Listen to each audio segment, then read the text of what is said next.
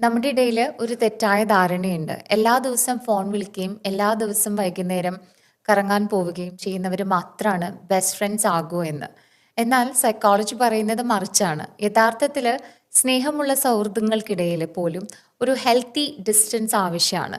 ഇതിനെക്കുറിച്ച് നടന്ന പഠനങ്ങൾ പറയുന്നത് ഇങ്ങനെയാണ്. ഒരാൾക്ക് അയാളുടേതായ താല്പര്യങ്ങൾക്കും ഒരു സോളിറ്റ്യൂഡ് അല്ലെങ്കിൽ ഏകാന്തതയ്ക്കും സമയം നൽകുന്ന സുഹൃത്തുക്കളാണ് ഏറ്റവും കൂടുതൽ കാലം ആ ബന്ധം നിലനിർത്തുന്നത് എന്നുള്ളതാണ്.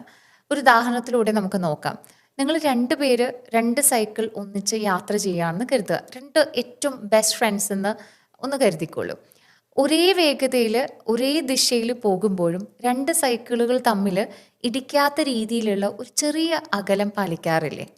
ആ അകലം ഉള്ളത് കൊണ്ടിട്ടാണ് നമുക്ക് വീഴാതെ ലക്ഷ്യസ്ഥാനത്ത് എത്താൻ കഴിയുന്നത്. നിങ്ങൾ പരസ്പരം കെട്ടിപ്പിടിച്ച് സൈക്കിൾ ഓടിക്കാൻ ശ്രമിച്ച 2 പേരും വീണുപോകും.